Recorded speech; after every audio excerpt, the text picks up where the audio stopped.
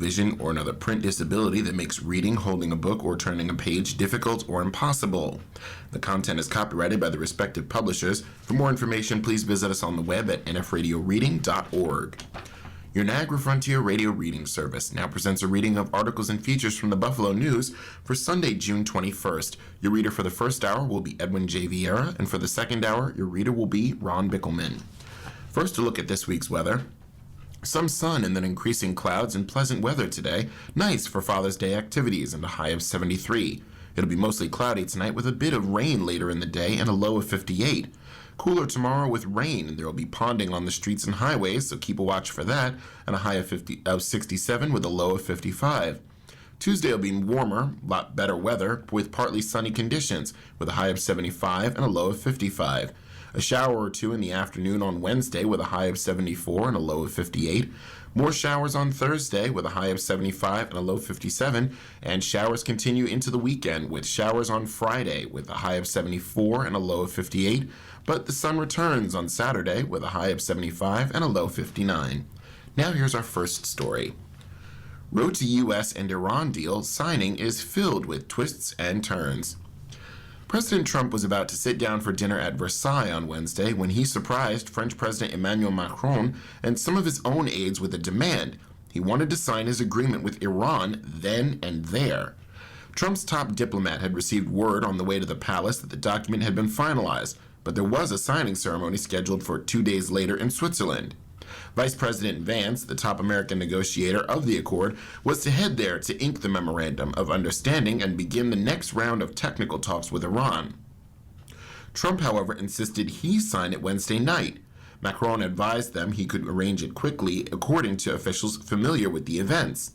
As the two presidents strolled the Hall of Mirrors, Secretary of State Marco Rubio was with the French Foreign Minister, finding a printer to spit out the memo. As it turned out, Friday's event in Lucerne never happened. Vance delayed his trip after Iran pulled out of the gathering amid a flare-up in violence between Israel and Hezbollah in Lebanon. The Iran agreement, only days after Trump signed it, appeared more fragile than ever. The U.S. military on Saturday denied Iran's claim that it had closed the Strait of Hormuz, saying the critical waterway remained open and that U.S. forces were monitoring the situation to ensure that continued. Iran does not control the Strait of Hormuz, said U.S. Central Command spokesperson Navy Captain Tim Hawkins. Traffic continues to flow, and U.S. forces are monitoring the situation to ensure this remains the case. Iran's Islamic Revolutionary Guard Corps declared the Strait of Hormuz shut earlier on Saturday and warned ships not to approach the waterway. Trump and Vance have every reason to get started on the next phase of the agreement, which is intended to nail down commitments from Iran on curtailing its nuclear program. Each man has come under withering criticism, even from supporters who see the agreement as a capitulation that offers concessions to Tehran while extracting little in return. Senate Armed Services Chairman Roger Wicker of Mississippi, for example, said Thursday that a $300 billion reconstruction fund included in the sixth paragraph of the memo makes the payments in the Obama-era deal look like a pittance. Trump has grown defensive, insisting it was U.S. military dominance that brought Iran to negotiations in the first place. "We didn't meet out of desperation, Iran did. They are finished," he wrote on social media Friday. "We'll play out the 60 days. They get no money, not 10 cents. Still, after months of war, the 14-point Memorandum of Understanding clearly came as a relief to a president who'd long been ready for the conflict to end. Trump acknowledged himself this past week that it was economic concerns that led him to sign the agreement, telling reporters he feared being compared to Herbert Hoover, the American president who presided over a market crash that began the Great Depression. "I didn't want to see economic catastrophe," he said Wednesday as he concluded a Group of 7 summit. A few hours later, just after 11 p.m., Trump was in the lower gallery of Versailles, putting Sharpie to paper at a long banquet table. But it's been a chaotic rollout. The impromptu signing was the culmination of a mad dash to finalize the accord. At a time, the process often took a sense of chaos, fueled by Trump himself. Even after the Memorandum of Understanding was struck, the actual text was kept hidden for days, in part because Pakistani mediators told American officials the Iranians wanted to wait for their own internal purposes, according to Vance. Once it was published, Once it was publicized by way of a senior U.S. official reading it aloud to reporters, officials described, quote, gentlemen's agreements, not contained in the actual text, but reflecting back-channel understandings they said gave them confidence in the accord. Vance told reporters on Thursday some of those side deals are written down before adding, quote, the MOU, the gentlemen's agreements, the final deal. Words don't matter, ladies and gentlemen. We're about verification. U.S. negotiators released the MOU without waiting for Iran's senior leadership to sign off on the more detailed proposals, in part because they did not want to delay the next phase of negotiations, according to one source familiar with what Trump officials briefed to top congressional lawmakers. It would have required additional time to secure Iran's formal sign-off on those still secret proposals.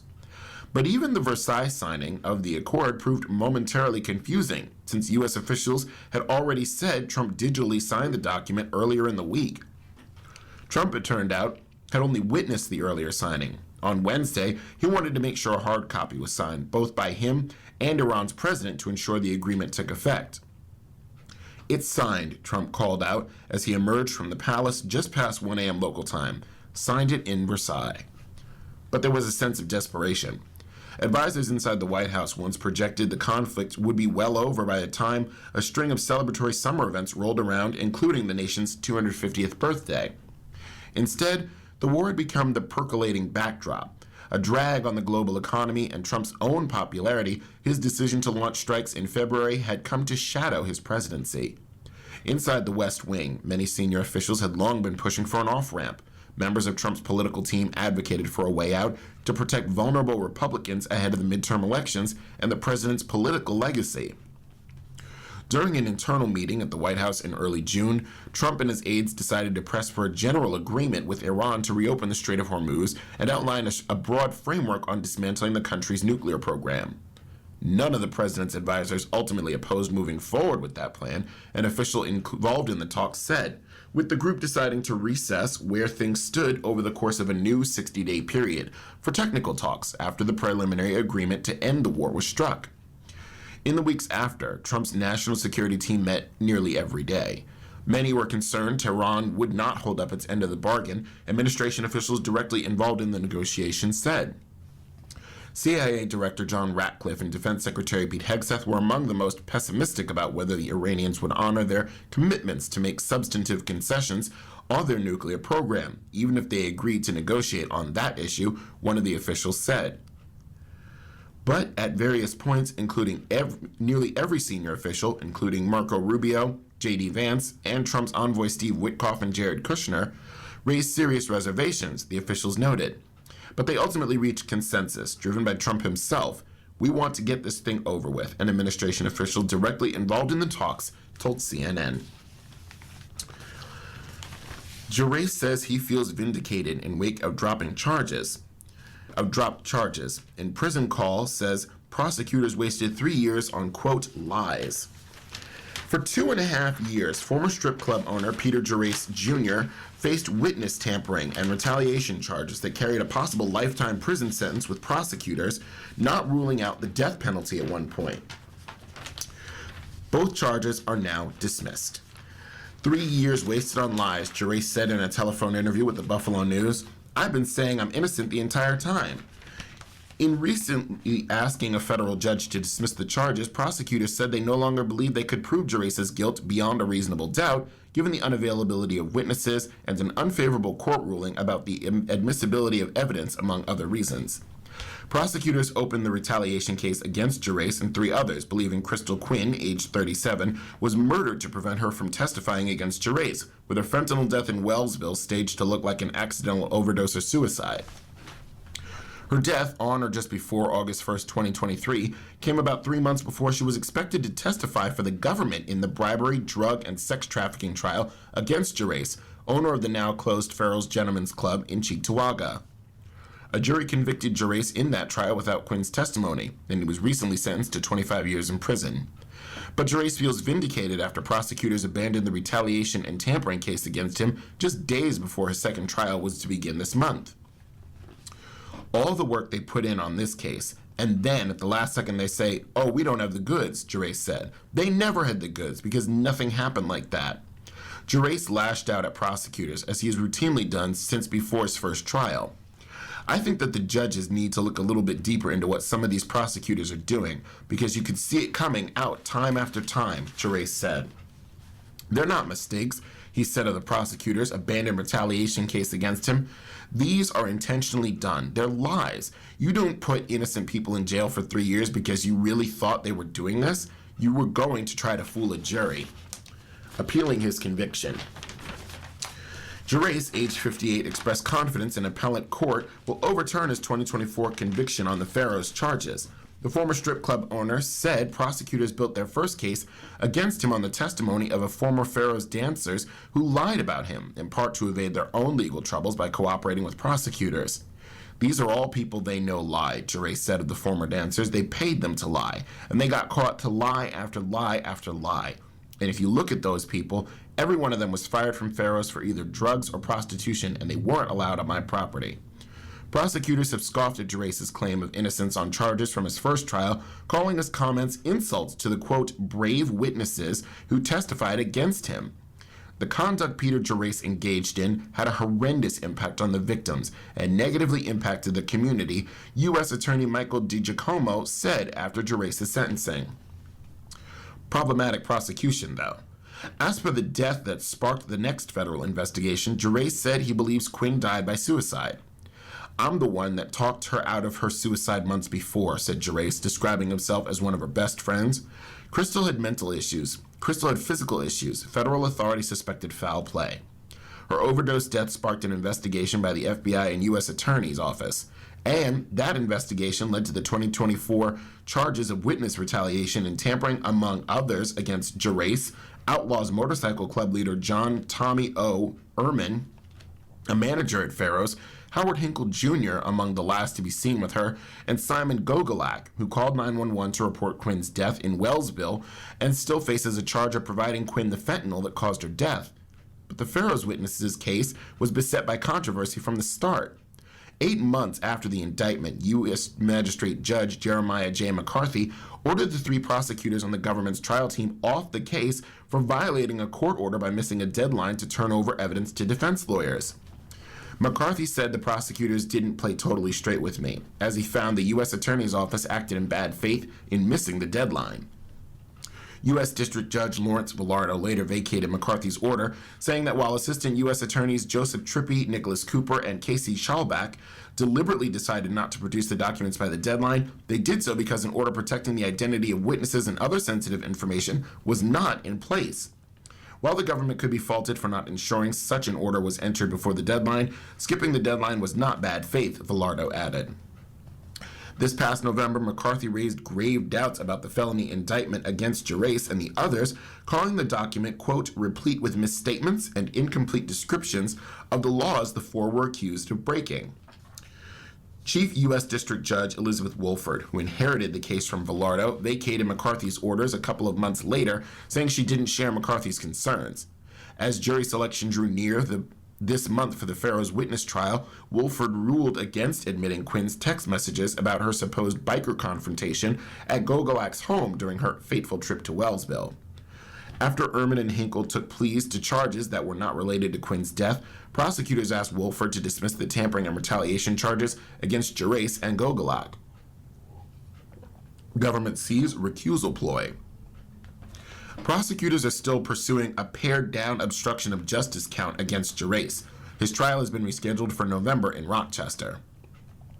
Prosecutors have called Stephen M. Cohen, Gerace's former attorney, a co-conspirator who tried to get another attorney to represent Quinn, even though she had already had a lawyer who could intervene to the benefit of Gerace if federal officials tried to, quote, bring her in for questioning, according to a prosecution court filing.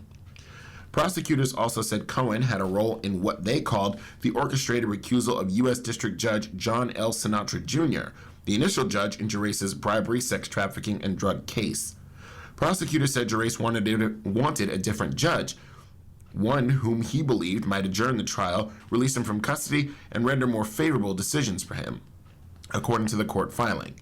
In May 2023, Quinn's cooperation with federal law enforcement jeopardized Gerace's quest to secure his pretrial release and make for Costa Rica, prosecutors said in a court filing.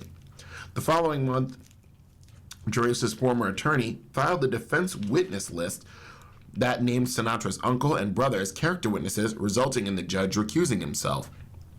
In a court filing, prosecutors say an audio recording indicates Roderick Arrington, who was one time incarcerated in the Niagara County Jail with Gerace, advised Gerace, quote, "If you want to get Sinatra to have him recuse himself without asking to recuse himself, you just need to add witnesses to your defense list that would be conflicted with Sinatra." Arrington told Gerace that the ploy would force Sinatra to choose between recusal or the risk of an appellate court upending the case. But Wolford questioned the legality of Gerace's obstruction count, saying it was not Gerace's former lawyer, it was Gerace's former attorney, not Gerace himself, who filed the witness list. "I don't know if it's obstruction of justice or if a client comes up with a harebrained idea, an attorney is then the one that actually takes the steps to effectuate," Wolford said at a recent hearing. No criminal charges have been filed against Cohen.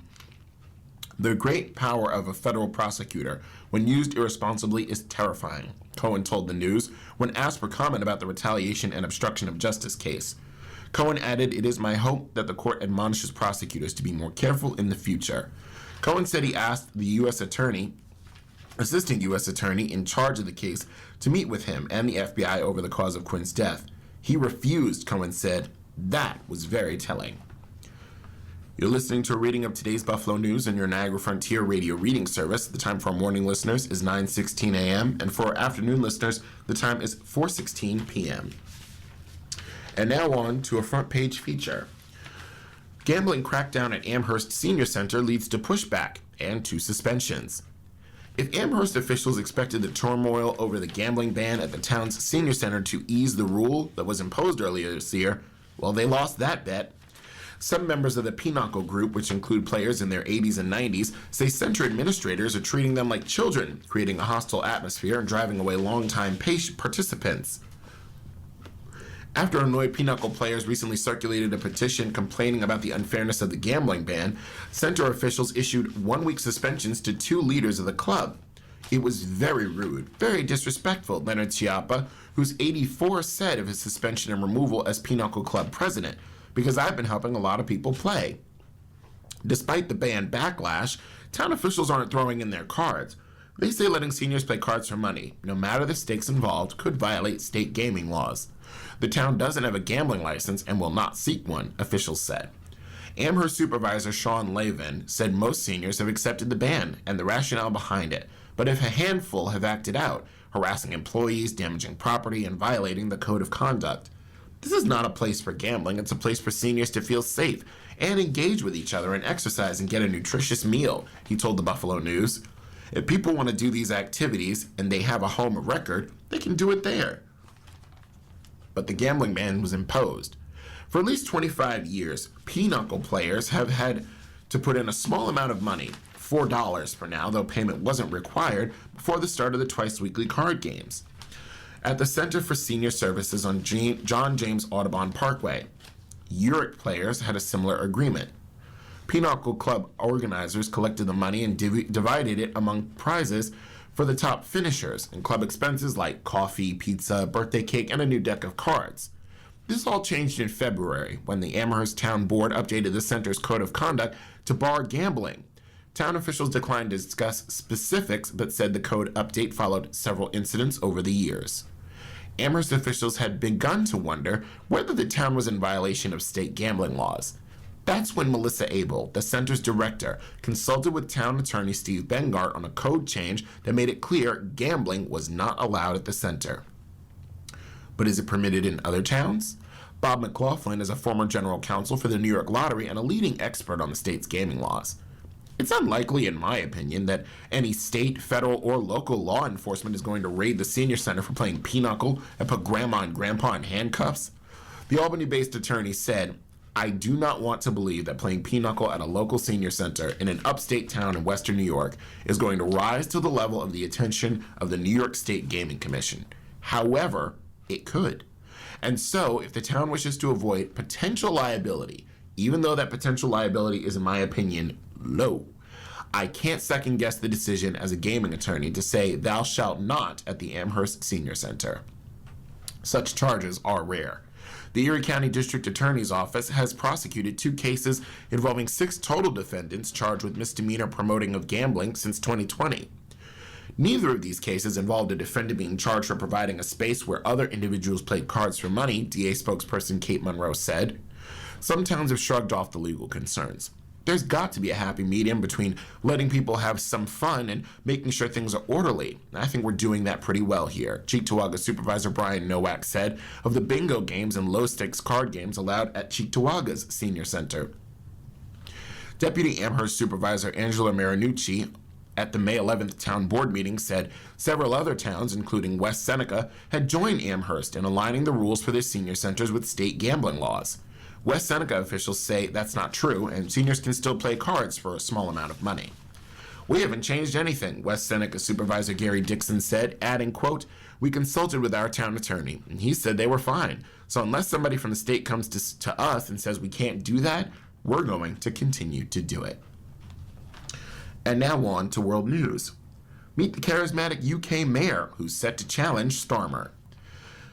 Greater Manchester Mayor Andy Burnham is poised to challenge Britain's Prime Minister Keir Starmer for the country's premiership on his return to Parliament after winning a by-election in Makerfield, northwest England. Thursday's election, the equivalent of a U.S. special election, was triggered to pave Burnham's route to Downing Street. Despite being one of the country's most popular politicians, he was previously unable to challenge Starmer for leadership of the governing Labour Party in the country, since he was not a sitting member of Parliament or an MP. But 2 years after Labour won a landslide election, Starmer's popularity and authority have crumbled, while Nigel Farage's populist right-wing Reform UK and the populist left-wing Green Party have surged in opinion polls. Only Burnham, his allies said, could stem the party's electoral decline in a way that the hugely unpopular Starmer can't. And the resounding manner of Burnham's win, comprehensively defeating Reform weeks after Labour was routed in local elections, gives him considerable momentum too. Already on Friday, some Labour MPs were repeating their calls for Starmer to step down, even though Burnham himself shied away from explicitly referencing his leadership ambitions. "Everyone knows politics isn't working," said Burnham after the results were announced. "Everyone can feel that the country isn't where it should be. Tonight could just be the turning point." Starmer has vowed to fight any leadership contest, deepening the sense of crisis within the Labour Party. But it's about making a difference. Over the past few years, Burnham has quietly become one of the most popular politicians in the country. His charismatic persona has managed to overshadow any contradictions in his public image, like his insistence he is an outsider to Westminster, despite becoming a parliamentary researcher at 24, a special advisor at 28, and an MP for the first time at 31. During his 16 years in Parliament, he served in both Tony Blair and Gordon Brown's governments, eventually rising to become health minister before twice running unsuccessfully for the Labour Party leadership in 2010 and 2015. In that second leadership election, he was roundly defeated by Jeremy Corbyn, a veteran socialist whose victory dragged the party towards the left. Although Burnham initially served in Corbyn's shadow cabinet, becoming Manchester mayor in 2017 allowed him to largely sit on the sidelines of the factional wars that consumed Labour during and shortly after Corbyn's leadership. So, where much of Labour's left flank despises Starmer for his role in moving the party to the center and ejecting Corbyn from it, Burnham is less associated with that era. And, as Manchester mayor, he showcased his ability to stand up to Westminster in incidents that encapsulated the long-standing North-South divide in British politics, burnished his outsider status, and gave rise to his new nickname, King of the North. During his tenure, Greater Manchester's economy surged, and he oversaw improvements to his public transit network, as well as launching a major home building program. He had a very clear ambition for Greater Manchester, for its economic success, for social inclusion, for everybody being able to live in a good life in a city region, said his deputy mayor, Kate Green. He's also been very focused on things that will make a difference for people's everyday lives. Other flagship pledges, like an ambitious promise to end homelessness in Manchester by 2020, weren't fulfilled, and critics argue much of the groundwork for Burnham's big achievements had already been laid by the time he came to power. Then there's the Manchesterism. In Labour circles, there's an old joke poking fun at Burnham's chameleon-like ability to blend in whichever set of ideas is in vogue at the time, on the left, at the moment in time. A Blairite, a Brownite, a Corbynite walk into a pub, the joke goes. The barman says, "What are you drinking, Andy?" Berman is associated with the soft left of Labour, said Lot Hargrave, a political science researcher at Manchester University. You'd put him a bit further left perhaps than Starmer, but certainly further right than someone like Corbyn. And in the media, at least, Burnham has become associated with Manchesterism, a term referring to his time as Manchester mayor. For Burnham, Manchesterism means business-friendly socialism, or the end of neoliberalism, the end of trickle-down economics that has been left out of places like Makerfield, as he said in his campaign launch video. Zelensky to Belarus. Take action to remove war gear. Ukrainian President Volodymyr Zelensky said that a week should be enough for Belarusian leader Alexander Lukashenko to remove equipment from his country used by Russia in its attacks on Ukraine, adding a threat of Ukrainian action if Lukashenko didn't do so. Zelensky said Friday that signal relay stations were located in two Belarusian regions bordering Ukraine, and that were used by Russian forces to help with steering during attacks on Ukrainian civilians. Reuters could not verify his claims independently. What's the point of saying he, Lukashenko, doesn't want to be in the war? Let him remove this equipment. Let him switch it off. I think a week will be enough for him to do that, Zelensky said in Kiev. If he doesn't do it, we'll do it, he said without elaborating. Zelensky also alluded to the oil refining industry in Belarus, saying it had become a major supplier for Moscow and that Lukashenko could put a stop to it. Ukraine has been intensifying its attacks on Russian oil sectors as part of efforts to put pressure on Russia's war capability after more than 4 years of conflict. Zelensky has in recent months warned that Russia plans to draw Minsk more deeply into its war in Ukraine.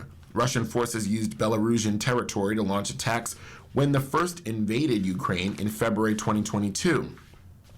Belarus has long been shunned by Western countries over its human rights record. Lukashenko, however, has been releasing groups of jailed opponents as part of a process of improving ties with the United States.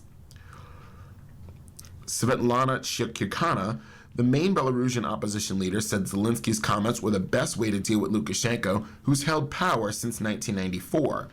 Ukraine is showing today how dictators should be dealt with, only from a position of strength, and Ukraine has that strength, Shukashava said in a statement. She's lived in exile since losing to Lukashenko in a 2020 presidential election that opponents in Western countries say was rigged. Thousands of protesters were detained after the poll. Last month, Lukashenko dismissed any notion that Minsk would be dragged further into the war, but said that, together with Russia, it would defend itself in the event of aggression. In an interview this past week with Al Arabiya Television, he said Ukraine had nothing to fear from Belarus, and that both sides had to compromise to end the war. Russia accused Ukraine this past week of a fatal drone attack on a bus carrying Belarusian children to Russia.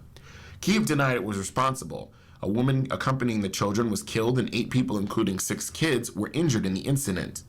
Belarus's foreign ministry said it had demanded complete explanations from Ukraine. But Zelensky has been stripped of honor. Poland's president has decided to strip Zelensky of the country's top honor after the Ukrainian president caused outrage by renaming an army unit after the Ukrainian Insurgent Army, UPA, nationalists who massacred Poles during World War II. President Karol Nawrocki decision to look likely to unleash a severe diplomatic crisis between the neighbors just days ahead of a conference on Ukraine's reconstruction in Gdansk, Poland. In light of President Volodymyr Zelensky's consent to name one of the units of the armed forces of Ukraine heroes of the UPA, I've decided to revoke the Order of the White Eagle from the President of Ukraine, Nawrocki said in a statement. At this point, I would like to emphasize, this decision is not directed at the Ukrainian people. It does not signify a change in the strategic direction of Polish security policy. There was no immediate comment from Zelensky's office. While Warsaw is a strong supporter of Kiev's war effort, public sentiment towards Ukraine has become more negative in recent years due to the wariness with refugees, disputes over grain imports, and the legacy of the World War II massacres.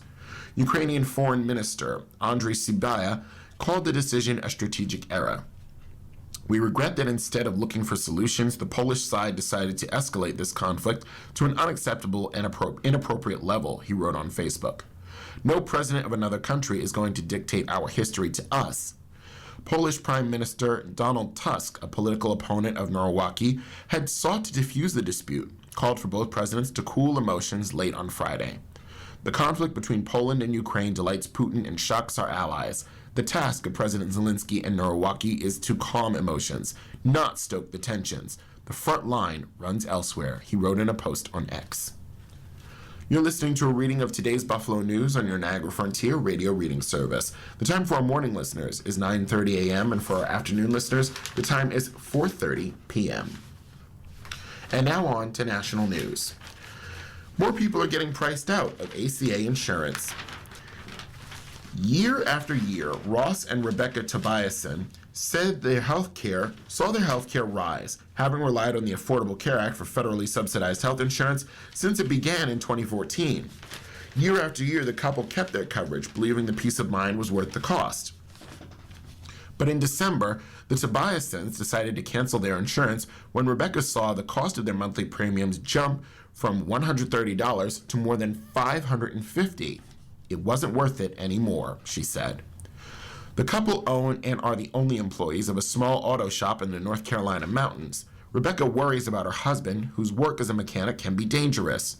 A spring once shot a metal ball joint into their garage wall like a gun. A heavy object crushed Ross's thumb. In 2020, Ross became mostly blind in one eye after repeatedly getting metal shards in it and developing a corneal infection. The Tobiasens are among the Americans who canceled their ACA coverage after Congress allowed enhanced tax credits that help pay for insurance plans to expire at the end of 2025. The Tobiasens benefited from those tax credits, like millions of other enrollees expected to drop or be dropped from their coverage as the year progresses, unable to keep up with the higher costs. Established by the Biden administration's American Rescue Plan Act during the pandemic, the expanded subsidies reduced monthly premiums for many families and prompted a tidal wave of new signups, doubling ACA enrollment to about 24 million. The Centers for Medicare and Medicaid Services is expected to soon release complete data on how many people are no longer covered under the ACA. But an early analysis from KFF, citing Waitley Consulting Group research, showed enrollment could drop from over 22 million at the end of 2025 to as low as 16.5 in 2026. While the Tobiasens' two teenage daughters remain on Medicaid, Rebecca said the new prices showed the federal government doesn't care about families like hers. "We've known that you don't care about us," she said, "but now you're making it plain and simple." The couple's insurance hadn't helped them cover all their medical needs. When the pain from Ross's eye infection worsened 5 years ago, Rebecca insisted he go to a specialist, who told him fixing the eye through cornea replacement surgery would cost up to $30,000 and require Ross to take 6 months off. Ross chose a less expensive treatment to kill the nerves in the eye instead. The couple know they're taking a risk by not being insured. If something were to happen, they could face an enormous medical bill. Katie Alexander oversees volunteers for Pisaga Legal Services, a Western North Carolina nonprofit that helps low-income people secure health insurance. Alexander's helped North Carolina and Tennessee residents try to get ACA market plans since Obamacare's launch. She said since she's never seen anything like this year. Nearly 100 Pisaga clients out of 700 Alexander's team worked with during open enrollment dropped insurance this year, and many others chose cheaper ACA plans with less coverage, Alexander said. She notes people who have dropped their coverage include Lyft and Uber drivers. They're trying to start their own businesses. They're artists and people who can work only part-time because they're chronically ill. Some aren't able to get insurance through their employers, or they make too much to be on Medicaid. Even for folks who don't have chronic illnesses, Alexander said, there's just this nagging at the back of your mind, kind of constantly of, don't get hurt, don't get sick. You can't afford that. ACA premiums and deductibles steadily increased for years starting in 2022, then spiked during the enrollment period of 2026 plans, according to data analyzed by KFF. The Tobiasens have seen every dip and rise in plan costs since 2014 when the plans launched. They joined immediately and paid about $30 a month, said Rebecca Tobiasen. You actually felt you were benefiting, she said. But through the years, as the marketplace became more and more expensive, the couple made concessions, switching at one point from a silver plan, historically the most popular, to a bronze. The plan mostly provided for the couple's basic needs. As they saw their deductibles and premiums rise over more than a decade, Rebecca feared the day would come when they could no longer afford even the cheapest plan. Plans are unaffordable no matter how you cut it, Risha Gawadni, a healthcare policy researcher at the University of Colorado Anschutz School of Medicine, said. It's just who is shouldering the unaffordability. Gawadni and health economist Cheryl Damberg, in a study published this year, found most bronze plans, the cheapest ACA options for many, would be unaffordable without subsidies for the average person using the federal health care coverage.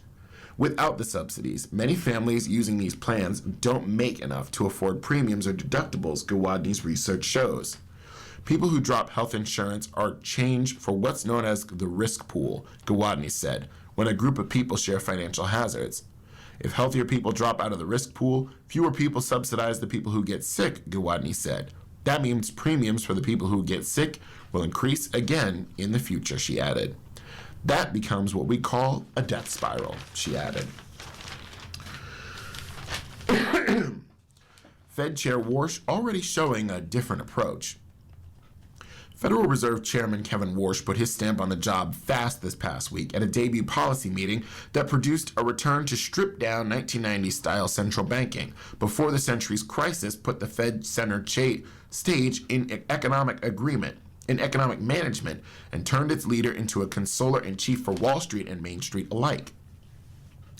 The question now is whether the reduced role he seeks for the Fed, and in effect for himself, is compatible with the world grown more complex, more intense, polarized information environments, and markets now accustomed to a steady diet of top policymaker commentary. Warsh's emphasis on inflation in Wednesday's press conference without any more nuanced commentary about what might clear the bar for a rate hike led investors to conclude an increase was coming soon and begin bidding up bond yields. The market reaction was massively amplified by the Warsh press conference that combined a hawkish near-single mandate emphasis on the need to deliver price stability with a total absence of any modulating discussion of the Fed's strategy or reaction function, wrote Krishna Gua, a former top communications official at the New York Fed chair and now vice chairman and head of economics and central bank strategy at Evercore ISI. Discussion of the reaction function and strategy supports more effective central banking, a main tenet of the current central bank practice. The Fed at Warsh's first meeting held rates steady in the 3.5 to 3.75% range, where they've been since December, announcing it in a spare policy statement reminiscent of those penned in the 1990s by then-Chair Alan Greenspan, famously reluctant to let the public into his thinking. The arc of communications since then has been for the Fed chair to spend less time behind the curtain and one current communication tool, the dot plot of rate projections. On Wednesday showed what Warsh did not want to discuss. Policymakers flocking to the likely need for rate hikes this year. But there's new questions. Spare statements also don't necessarily mean clear ones, and some of the changes raised as many questions as they answered about the Fed's new era. Instead of the simple factual statement that inflation is elevated, used under former Chair Jerome Powell, for example, the first Warsh statement was conditional, saying inflation was elevated, quote, relative to the committee's 2% target. The wording could mean inflation is not considered excessive in an absolute sense. Warsh, while reaffirming the 2% target, also has said the decimal point values don't matter, hinting at some tolerance of inflation merely near the Fed's goal. In place of simply characterizing job growth, low early this year but stronger of late, the new statement makes another comparative turn, saying employment gains had kept pace with the workforce. The language seems to sidestep the curious balance the Powell Fed saw as it wrestled with how the Trump administration's immigration crackdown changed the number of jobs needed to keep the unemployment rate steady. But Warsh didn't delve into it. On economic growth overall, the statement highlighted aspects Warsh sees as important to the future and currently booming productivity and capital investment without running through the full list of components of gross domestic product, including consumption and the thorny debate about the risks of K-shaped gains benefiting the wealthy, net exports and the thorny debates about tariffs and government spending and the thorny debate about debt. An assessment of the relative risks to the Fed's inflation and employment goals was dropped altogether in favor of a final declarative statement. The committee will deliver price stability. The statement was a gift to the new Fed chair, weaving his priorities, including the emphasis on inflation, into a document approved by the Federal Open Market Committee's first unanimous vote in a year, said Diane Swonk, chief economist and managing director at KPMG US. You're listening to a reading of today's Buffalo News on your Niagara Frontier Radio reading service. The time for our morning listeners is 9:40 a.m., and for our afternoon listeners, the time is 4:40 p.m. And now on to business news. Old Church's ideal venue for teaching craftsmanship. Assembly House gives students hands-on experience in building and preservation. For Dennis Mayer, there's no better classroom to learn the lost art of construction and preservation than inside a 150-year-old former church. Whether it's the historic Medina sandstone and limestone in the original walls, or the wood trusses and brick and faded blue plaster that followed, and from the inlay flooring to colorful stained glass windows, it's all there to be studied, repaired, replicated, and improved upon.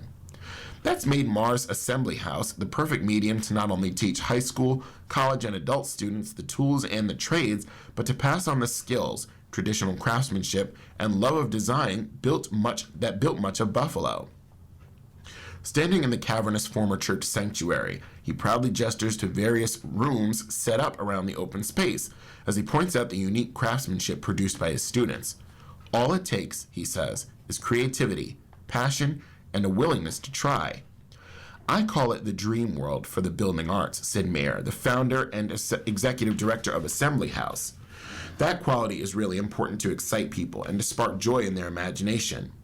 Located in the former Immaculate Conception Catholic Church at 150 Edward Street, Assembly House is a community construction workshop, art space, and demonstration site, using the structure of the church as the raw material for new projects and a model for experimentation. Through its Model City Builders program for high school students, its 8-week training program for college-age students, and its apprenticeship initiative to train people for construction careers, Assembly House seeks to generate renewed interest in architecture and building while creating a new cadre of skilled professionals. We've been working on the building to transform it into both a destination that is a cultural site around the building arts and a destination for those in the community and beyond, Marr said. As we've been transforming the building, we've been running the programs to teach skills of building and design to people who work with us. A dozen years after Marr bought the dilapidated church and launched Assembly House, he's hoping to expand its visibility, not only locally but nationally, by growing educational opportunities, adding more public tours, and even displaying some of the student work at galleries and online for sale. In doing so, he's also seeking new revenue streams to sustain the $1.2 million nonprofit, which relies primarily on philanthropy. The challenge is always keeping it going, Marr said. We're looking for supporters to help make this a more lasting experience here. Students and workers are now building high-quality artisanal objects for sale, such as 5-sided wooden display boxes to mount old tools, gadgets, or other items that are donated. Commission projects are next, and Assembly House is open for tours 2 days a month, on the second Friday and Saturday, while Marr and his team host other tours by appointment. Regular 1-hour tours are $50 per person, while premium tours will be much higher. That's where we want to go build revenue, he said. This provides the opportunity to elevate the site, and we're thankful that it's becoming known as a model. His efforts are paying off. 5 years ago, Assembly House won the 2021 Great Places Award from the Environmental Design Research Association and Project for Public Spaces, and it just received the Pillar of New York Award from the Preservation League of New York State, which learned about the nonprofit through a tour last fall that hosted visitors from New York City and Toronto. We're teaching pragmatic skills, Marr said. We're getting people excited about building, about touching materials and tools, at the same time that we're building out these wonder rooms inside the church to excite people, to capture the public imagination, and create a unique educational and cultural site for the city of Buffalo. Today, the interior features several sculptural elements and cabinet rooms with displays focused on different forms of art, design, and architecture, as well as the main tool and workshop where the altar used to be. That's where an 1890s oak mantelpiece is now being replicated by apprentices using maple. All of these skills that we're really wanted to preserve, they're lost arts, Mars said. One of the cabinet rooms sits on a rolling platform with shelves, a desk, and a staircase leading up to a second level where dollhouses are on display with interior side views exposed.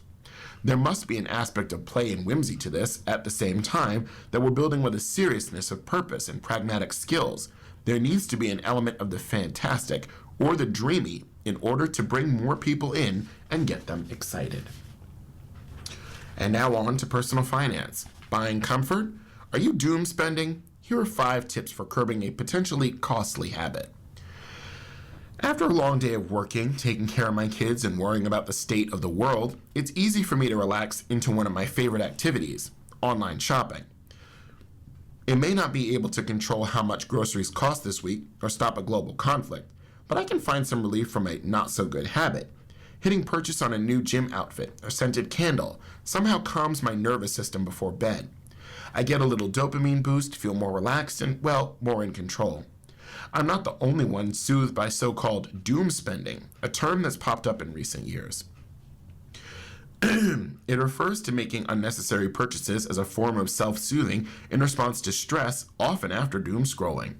Spending is something we can control, even if it's temporary. It's a type of coping mechanism, says Johnson Rhett, a certified financial planner and financial advisor at Branding Wealth Management in Jackson, Mississippi. But doom spending often leads to overspending and impulse purchases we later regret. Here are some ways to resist the pull. Number 1, examine your habits. You might be a doom spender who doesn't know it. Have you been mindlessly consuming content in your Instagram feed and then get an ad and think, oh, that's cute? Asks Gabby Cerezo, a certified financial planner at Sustain Financial in Los Angeles. Social media feeds often are targeted to our interests, and so are ads. It's easy to get sucked into purchasing items we feel like that are made for us, whether it's a new wellness product or a gadget, Cerezo says, examining recent purchases that might reveal you're spending more than you realized on things you don't need. Create a spending plan. Reactive spending starts with a lack of structure, says Trevor Gunter, a certified financial planner and founder of Four Pines Financial in Atlanta. The answer is having a budget that accounts for all of the various spending categories. He wants clients to make purchases that are intentional and planned. I encourage people to know their monthly spending number, including a set amount for guilt-free spending, he says. That allows you to enjoy your money while still keeping shopping in check.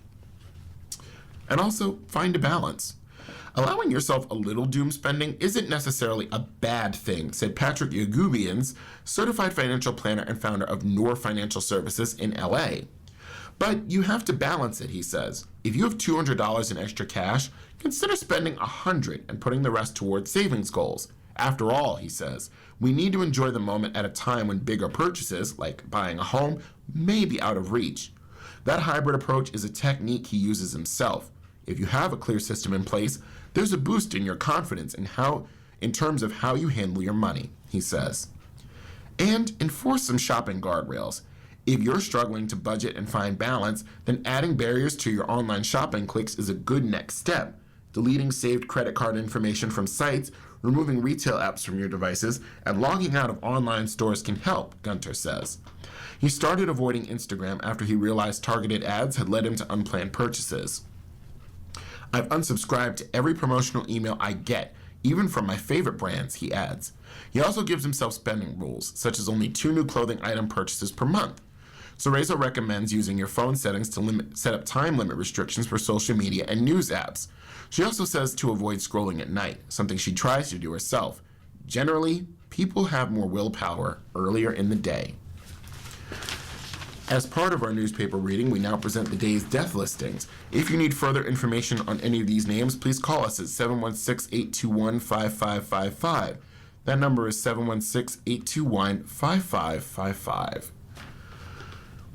Sandra Ruth Aldrich, Irene B. Barrett Nee Zimmer, Philip R. Bednars, K.V. Bibby, Thomas A. Bogucki, Jacob Stephen Borth, Rosemary Bryn Damour, Dolores Byron, Donald J. Camposano, Jean A. Colleran, Timothy P. Danahy, Paul J. Davis, MD, Paul A. Del Monte, Joseph Dudek, Sebastian S. Fasanello, James David Felsk, Timothy D. Gerland,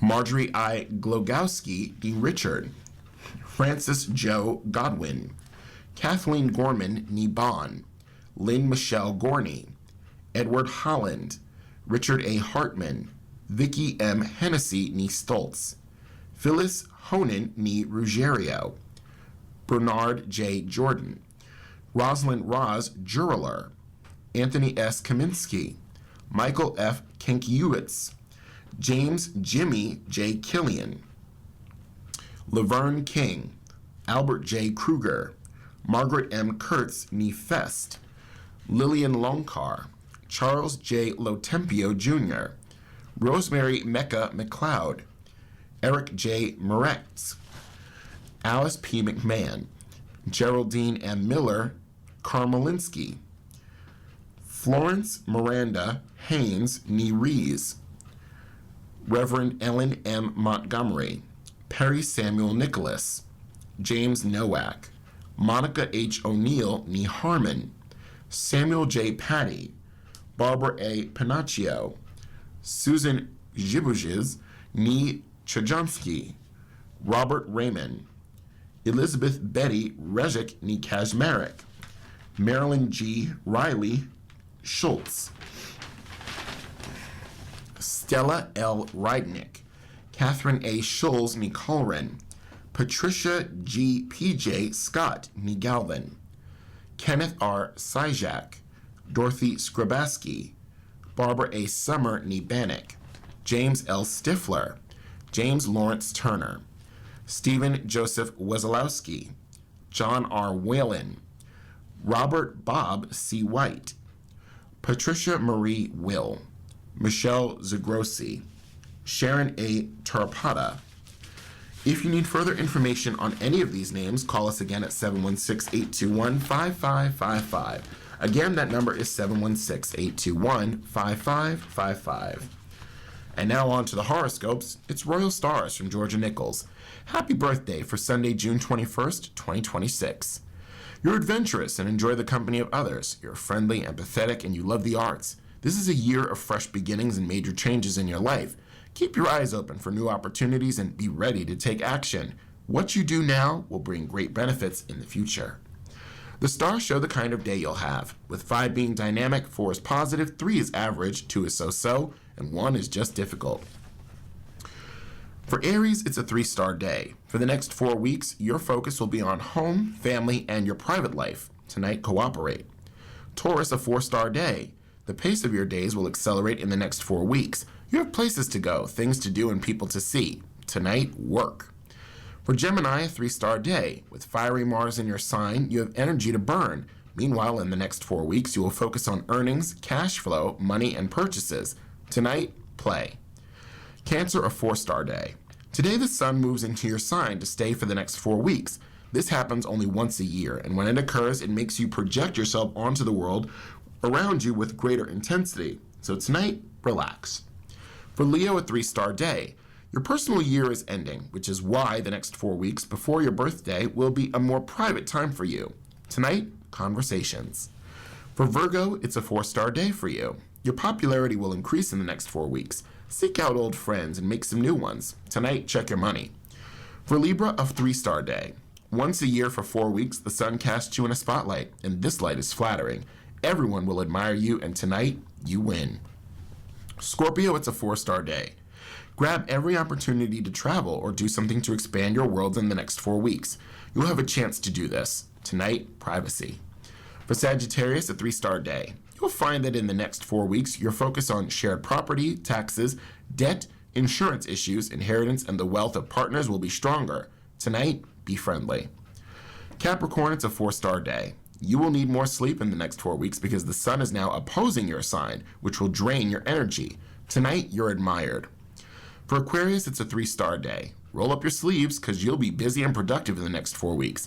Not only will you work harder than usual, you're keen to be efficient. Tonight, explore. And for Pisces, it's a 4-star day. Lucky you! The next 4 weeks promise fun and games. Enjoy vacations, social outings, sports events, and playful activities with kids. Tonight, check your finances.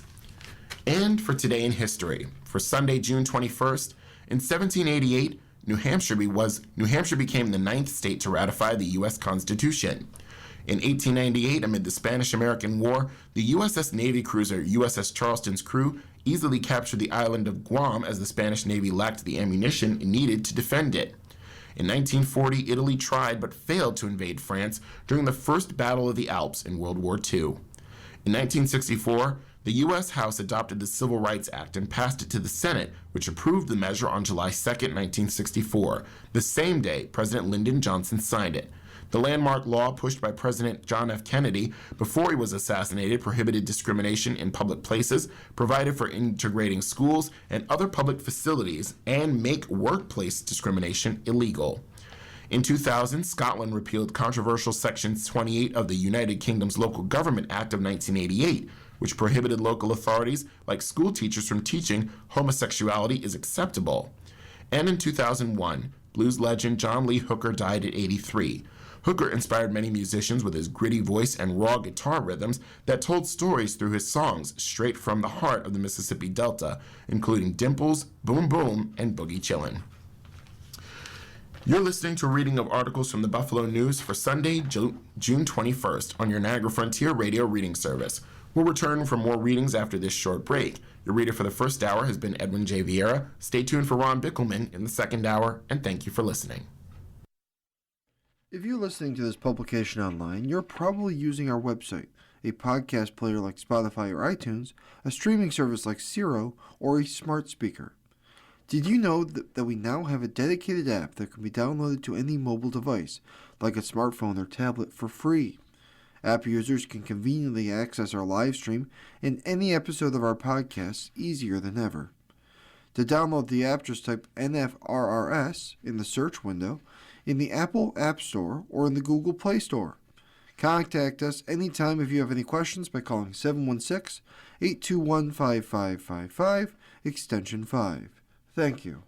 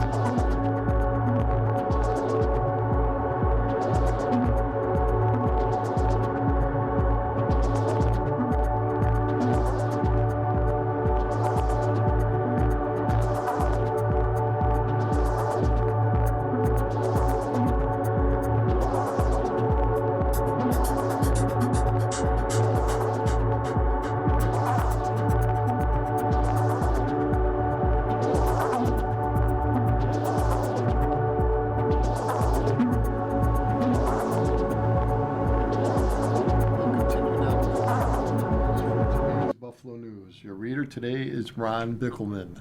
State mental health worker had illegal sexual relationship with patient, lawsuit claims.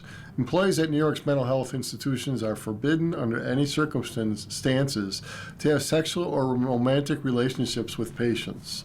Such relationships are prohibited by state law and also provide the code of conduct for employees of the State Office of Mental Health. But a state employee broke the law for well over a year with a psych patient from Lackawanna, according to a lawsuit filed in the State Court of Claims. The female employee initiated a sexual and romantic relationship with a male patient, which began at the state's Rochester Psychiatric Center in October 2021 and continued to 2023, when the patient lived in a state-run residential facility in Buffalo, according to attorneys for the patient. While still working in Rochester, the lawsuit alleges the female employee traveled numerous times to Buffalo, where she would rent out hotel rooms and meet with the patient to have sex, drink alcohol, and use cocaine. The patient, Gary Marzoff, a 58-year-old Army veteran, is pursuing a $50 million negligence lawsuit against the state in the State Court of Claims. State officials had a legal responsibility to properly train and supervise the female employee and to make sure she understood that she could not have sex with a patient. Marzoff's attorney and Andrew Fanazzini told the news. Patients cannot consent. Under state law, a mental patient cannot legally give consent to having sex with an employee, Fanazzini said. One of the main reasons that Marzoff was being treated in the Rochester Psych Center was that he had a history of inappropriate and harmful relationships, including several with women of authority figures, Fanazzini said. Marzoff's relationship with state employees from Rochester made his mental health issues worse, Fanazzini said. I have deposed the state employee. She clearly has serious mental health issues and other issues of her own. I feel sorry for her, Fanazzini told the news. But you have to wonder, how much did such a person get a job supervising mental patients, and how could the state say they did not know what she was doing with my client? The State Attorney General's office in court papers denied any wrongdoing by the State Office of Mental Health, alleging that the mental health patient is culpable for at least part of what happened. An OMH spokesperson told the news he could not discuss any specifics of the case because the agency does not comment on pending litigation or protected health information. But the state agency is deeply committed to respecting the rights of all patients, the spokesperson said. I don't want any money from her. While the OMH declined to comment on the status of the employee who is accused in the lawsuit, Fanazzini said a state government source said the employee no longer works for the state. A news reporter made 3 attempts to call the worker, who is in her early 50s, at a Rochester phone number listed to her. Each time, the person who answered the phone hung up immediately as the reporter tried to identify himself. The news is not identifying the woman employee by name because she is described in court papers as a victim of sexual crimes. She is the defendant in the second court lawsuit filed by Marzoff, alleging same conduct that is charged in the Court of Claims action. Marzoff and the family gave the news permission to use Marzoff's name in the story. Marzoff, in a phone interview, told the news he feels sorry for the woman employee because she had told him she had a long history of heroin addiction and sex abuse victim. I do not want to sue her. I do not want money from her, Marzoff said, speaking from the Buffalo Psych Center on Forest Avenue, which he currently is a patient. My attorney told me that if we sued the state, we also have to sue her. Alleged pattern at mental health hospitals. Both Marzoff and Fanazzini said it is baffling that the state would hire a woman with background of drug addiction and other serious issues of her own to serve as a caretaker and mentor of mental health patients. Fanazzini said there's no doubt the state employee had sexual relationship with his client. He said a state agency called the Justice Center for Protection of People and People with Special Needs investigated and confirmed the unlawful conduct by the mental health worker. Eric Hogan, a spokeswoman Erin Hogan, a spokeswoman for the Justice Center, declined to comment on Marzov's claims, saying most of the agency's investigative reports are not public documents, but a family member of Marzov sent the news a copy of a letter about the allegations from the Justice Center. The August 2023 letter informs Marzov's investigators had substantiated claims of sexual abuse by the state worker. According to Fanazizi, the state worker who initiated the relationship with Marzov was a security hospital treatment assistant, or a TA, who was assigned to help patients at the Rochester facility to pursue treatment activities to reach progress goals. Catholic Health likely to pay at least $1 million in patient data settlement case. Catholic Health has finalized settlement agreement that resolves a class action lawsuit that claimed Pixel tracking software embedded in the Buffalo Health System's website and patient portal improperly disclosed patient information to third-party platforms including Meta and Google. Cases like this that have spread across the country in recent years as class action law firms have found gaps in patient data privacy and compliance with the Health Insurance Portability and Accountability Act, or HIPAA. By some estimates, U.S. healthcare providers have paid more than $100 million in total settlements related to pixel tracking lawsuits since 2023. While claims are being finalized, Catholic Health will likely end up paying somewhere between $1 million and $2 million in the settlement, including $595,000 in attorney's fees and expenses, and a $5,000 service award to the lead plaintiff, who is Catholic Health patient. It could have a cost of a lot more. If the entire settlement class of about 300,000 people had submitted a claim by the deadline in April, the settlement had a total potential value of $21.1 million. About 85,000 of those people are current and former patients who logged into Catholic Health's MyChart patient portal from January 1st, 2020 to December 11th, 2025. They're eligible to submit a claim for a cash payment of up to $20. The remaining 215,000 people are former or current patients who sought or received treatment from Catholic Health from January 2020 through December 11th, 2025, and were eligible to enroll in the privacy monitoring for 12 months. Of the class, about 300,000 people, however, only 5% submitted a claim, according to the final approval order judgment signed Wednesday by State Supreme Court Judge Lynn Keene.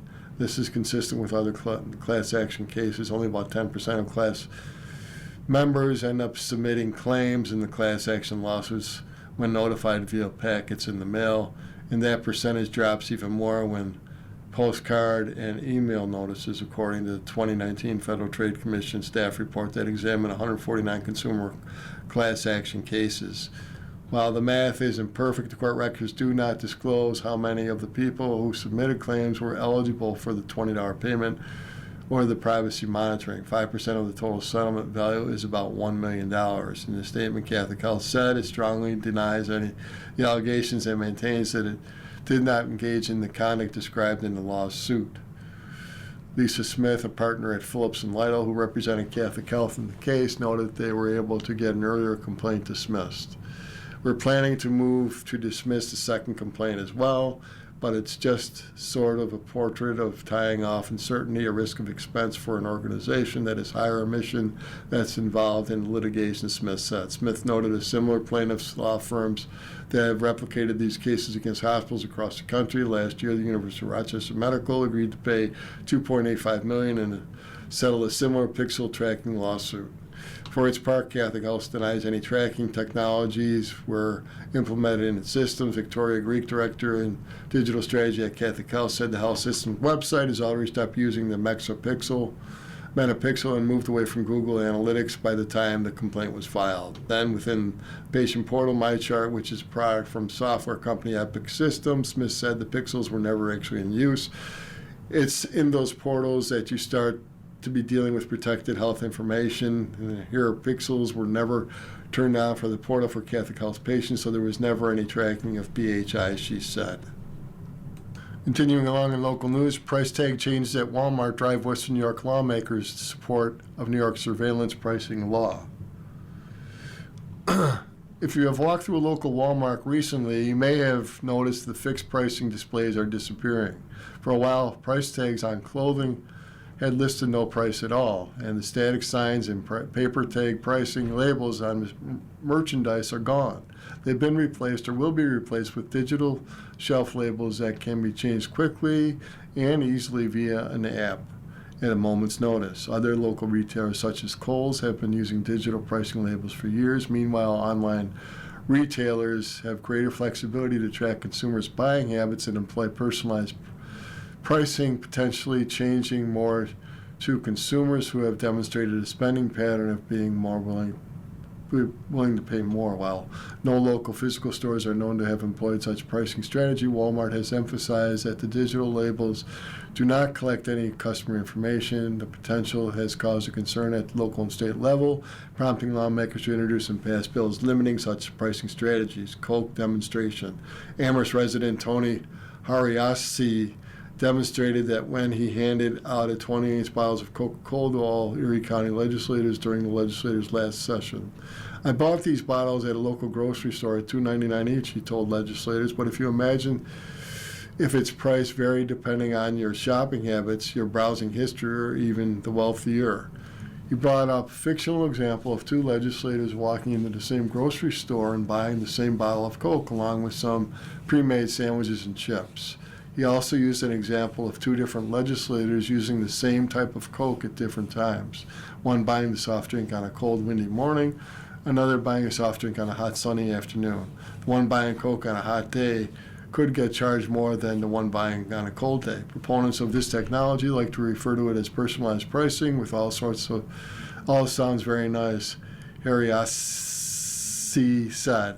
I like to call it what it really is, predatory pricing. What the law does. Both houses of state legislature passed the One Fair Price Act earlier this month to ban the use of the person's shopping patterns for pricing algorithms. The bill is now awaiting local signature. Many other states have also introduced laws that require more transparency or ban the use of surveillance pricing. Maryland was the first state to ban this type of pricing earlier this year. Dupree, who had previously sponsored a resolution that bars commercial businesses from collection of biometric data from consumers, said, I think we can all agree that consumer protection is important, and in these vulnerable communities, we can't have these things going. We have enough things going with gas, electricity, and everything else. St. Jean Tard recalled her experience at Walmart on Sheridan Drive in Amherst in December when she tried to buy a sweater but couldn't find prices anywhere and was told she either had to have an employee scan the item or she needed to download the Walmart app. The lack of transparency breeds skepticism about how the company is pricing its products, she said. There's no prices, she said. The only thing you see is the size of the item and what it is. Walmart had stated that the changeover to the digital shelf labels across 2,300 stores by the end of the year is meant to make it easier for staff to manage inventory of its 120,000 products to keep it on the shelves. The digital labels can also light up and make it easier for staff to flag items that need to be restocked and picked up for customers. The One Fair Price Act would bar variable pricing based on the person's buying habits, but it would not prevent what is known as surge pricing, such as Hariasi's example of someone's paying more for a cold drink on a hot day and someone buying the same drink on a cold day. If demand drives up, the pricing of that item would still be permitted under the law and not based on the business consumer's personal information. There's no evidence that surge pricing is a routine practice at local retailers or grocery stores. You're listening to a reading of articles and features from the Buffalo News on the Niagara Frontier Radio Reading Service. Time is 14 minutes after the hour. Continuing along in city and regional news, immerse yourself in Wright's office. An interactive drive into the working life of Frank Lloyd Wright opened to the public this Friday, but it's going to take a road trip to see it. Immersive exhibition is built around the architect's San Francisco field office, which for years sat disassembled in crates in the Buffalo Transportation Pierce Arrow Museum before being shipped to Erie, PA, Hagen's History Center. Some might say it's too bad this treasure didn't stay in Buffalo. To accompany such masterworks as Martin House or Gray Cliff. Others would contend that it's better off in Erie as the midway station of a FLA tourism trail. Take a drive to the architect's reconstructed office, which now resides in a building custom made for the 1,000 square foot structure, and decide for yourself. Unlike Wright's designs that were left on the drawing board and only recently brought to life, such as the Blue Sky Mausoleum, the filling station, or the Fontana Rolling Boathouse, the field office is the real deal. After Wright's death, architect Aaron Glenn continued to use the office for his own work and headquarters for the Frank Lloyd Wright Foundation. In 1988, Green carefully took the office apart and boxed it up, knowing that it was an important part of Wright's legacy. After that, the travels began. Green sold the office to the National Center for the Study of Wright in Ann Arbor, Michigan. Then in 1992, the Heinz Architectural Center at the Carnegie Museum of Art in Pittsburgh bought it, displaying it behind glass so the visitors couldn't enter it, much as Charles Burfield's studio is displayed at the Birchfield Penny Arts Center in Buffalo. Carnegie eventually took the office down, sending it to storage in Baltimore. Wound up at a 2004 Sotheby's auction. That's how Transportation Museum founder and collector Jim Sandoro heard about it. Sandoro says, "I watched the auction. I had not bid, and it did not sell. I then negotiated with Sotheby's and Carnegie to purchase and bring it to Buffalo. Cost the collector about $200,000. The office arrived packed in at least 28 of the nicest crates Sandoro had ever seen, but at the time, around 2008, Sandoro was planning a new addition to his museum, known for its collection of Pierce Arrow motor cars and other historic vehicles. The Wright office could not be installed in that addition. We already acquired Frank Lloyd Wright's filling station plans and rights to that," he recalls. And the more I thought about it, I said, wait a minute, do I need an office? I got the best automotive Frank Lloyd Wright item that you could have, his design for a Buffalo gas station. Do I really need this? The filling station, which had been designed for Buffalo Oil Company, was built, and Wright's field office was sold to one of Sandoro's longtime friends, preservationist philanthropist Thomas Hagen, benefactor of the Hagen History Center, and main responsible for restoring and maintaining a string of historic mansions on West 6th Street in Erie. Are the small city's millionaires row. As the office reassembled, it decided that it would not be a stuffy, though authentic look, but don't touch, historic recreation. First, the handsome redwood office and its drafting tables, varied ceiling heights, and cantilever structures was precisely reconstructed exactly as the architect knew it by Jeff Kidder of Kidder Architects and Mike Jeffries of Kidder Jeffries Constructions LLC. That took from 2018 to 2021 and included the construction of the building that houses the office. It's well done, according to Buffalo architect and Wright scholar Patrick Mahoney. The new standard of historical installation of a recreation or relocation that exists right now. After completion of the office in 2022, experimental design studio Zebradog took over, creating adjacent interactive environments that would help fill out the experience. They can even design their own project. Hagen History Center CEO Caleb Pfeiffer says, "We wanted to take a different tack and really try to contextualize the work. One example is how an interactive art glass station where we talk about organic architecture, the natural influences of the art glass, and then you can actually design your own piece of art glass. It's beginning to sound like a damn shame none of this is in Buffalo. Well, it kind of is, but in the eyes of the right aficionados, the Erie location might be the perfect spot. Traveling from Buffalo, right tourists, after taking in all the Buffalo has to offer, and we do a lot, so maybe best not to be so greedy. We can travel 90 minutes up or down Erie, experience the field office, and drive another 3 hours to Wright's 1936-37 masterpiece Falling Water in nearby Kentucky Knob. The architect's beautifully cited 1954 Usonian home. We're really excited about how at the Hagen House office adds to the regional Frank Lloyd Wright attractions here, said Jesse Fisher, Executive Director of the Martin House. We're working really closely with Falling Water as well as the Hagen History Center, trying to market the whole region. This is an area, the Frank Lloyd Wright Trail, where you can go from Falling Water to Buffalo, from Buffalo to Falling Water, and see many different areas, types of Wright designs. As Fisher notes, the sheer volume of different things that Wright designed is always a revelation. It's big doings await Wright fans. If you live in Buffalo, it means you, with at least 2 anniversaries on the horizon next year, is the 100th anniversary of the filling station. Sandora will be announcing some splashy celebratory events in the near future. In the meantime, it's perfect season to take a road trip to Erie. Now, not for fireworks, the Hagen House Center, Frank Lloyd Wright's Field Office Museum offers a different kind of spectacle. Continuing along now in local news, unusual rate of bladder cancer around Goodyear plant in Niagara Falls data show. No one can say with certainty why so many people in Niagara Falls neighborhoods have been diagnosed with bladder cancer, but health and environmental experts are calling on New York State to find an answer.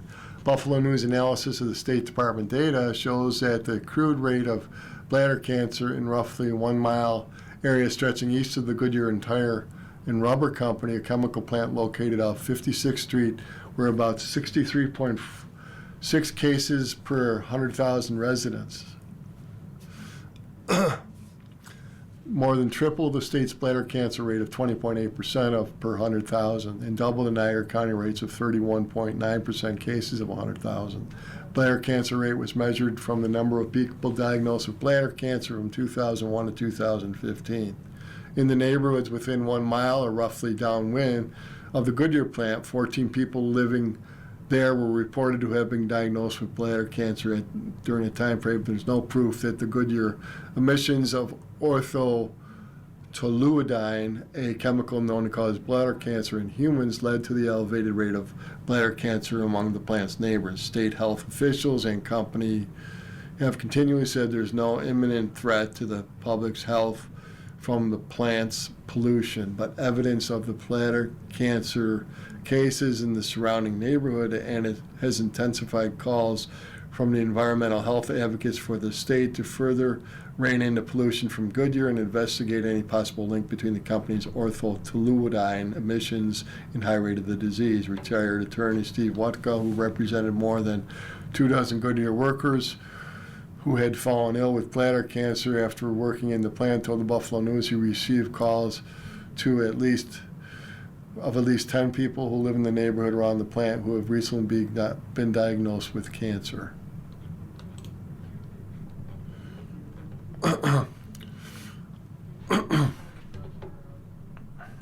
After receiving calls, Wutka sent a letter in April to Goodyear leadership to warn the company of the increase in bladder cancer, of the incidence of bladder cancer in the neighborhood. Wutka said he is concerned about the facility's high emissions of orthotoluidine, a known bladder carcinogen. If you have a situation where you know that the material contains a human carcinogen, you know that there is a potential for causing harm, Wutka said. Bladder cancer is the 9th most common cancer globally, with over 614,000 new cases diagnosed each year, according to the American Cancer Society. Cancer rate in Niagara Falls sensor blocks is unusual, Tang said, and could merit further investigation. Cancer, however, is a complicated disease, Tang added. Bladder cancer often develops many years or even decades after the exposure, she said. So this makes the investigation that causes especially complicated and difficult. In a statement to the news, Goodyear, which employs 70 workers, said the health and safety of our associates and the communities where we operate is our top priority. DEC and New York State health authorities have publicly confirmed there's no public or current health risk, wrote company spokesperson Kelly McClumpy in an email. When asked about the high rate of cancer surrounding the facility, the DEC repeated its earlier statements that there's no imminent public risk to the community from Goodyear's emissions. DEC is committed to keeping the community informed on all actions that the agency is taking and continues to oversee the facility's operation to ensure public health is and will continue to be protected in that area around Goodyear's facility. The department continues to remind residents that the DEC's analysis of potential omissions from the facility does not show a significant or immediate risk to public health, said agency spokesperson Aaron Clary in an email statement to the news. The department supports the DEC's efforts to control the emissions and meets current air guidelines, ensuring environmental safety and preventing negative health impacts to the community. Environmental health and advocates disparage the statements given by the health department and DEC. There are concerns that have moral concerns. Every person has the right to breathe clean air and live without the fear, and their zip code isn't exposing them to hazardous toxins, said Renee Kimball, president of the NAACP Niagara Falls branch. For years, advocates have been fighting to try to get the DEC to require the company to reduce emissions of orthotoluidine, the chemical which is used by the facility as an antioxidant that keeps tires from cracking. Were classified and known as carcinogen by the International Agency for Cancer Research in 2012 and the U.S. Department of Health and Human Services 2 years later. It's well known that Goodyear pollutes large amounts of orthotoluidine into Niagara Falls air. In 1988, the company sent 38,200 pounds of toxins into the air. In 2022, Goodyear found to be releasing orthotoluidine into the air at levels 7 times higher than the state considers acceptable. After those initial tests, the state required Goodyear to install new pollution control methods to reduce the orthotoluidine it emits. During 2022 tests, Goodyear found to be emitting concentration of orthotoluidine up to 0.014 milligrams per cubic meter in the air, far above the state's health guidelines up to 0.2 of a microgram per cubic meter.